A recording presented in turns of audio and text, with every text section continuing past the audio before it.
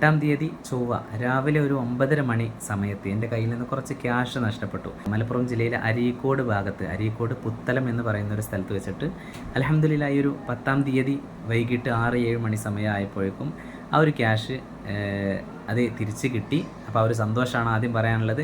അതിലുപരി ആ ഒരു ക്യാഷ് തിരിച്ചേൽപ്പിച്ച ആളുകളെ ആരാന്നുള്ളത് അറിയില്ല. അത് കിട്ടിയിട്ടുള്ളത് നല്ല ആളുകളുടെ കയ്യിൽ തന്നെയാണ്. അപ്പോൾ അത് ആരാന്നുള്ളത് അവിടെ പറഞ്ഞിട്ടുമില്ല. അപ്പോൾ അവർ വീഡിയോ കാണുകയാണെങ്കിൽ എന്നെ ഒന്ന് കോൺടാക്റ്റ് ചെയ്യുക. കിട്ടിയാൽ തിരിച്ചേൽപ്പിക്കാത്ത ആളുകളുടെ കയ്യിലായിരിക്കും കിട്ടിയത് എന്നാണ് ഞാൻ വിചാരിച്ചിട്ടുള്ളത്.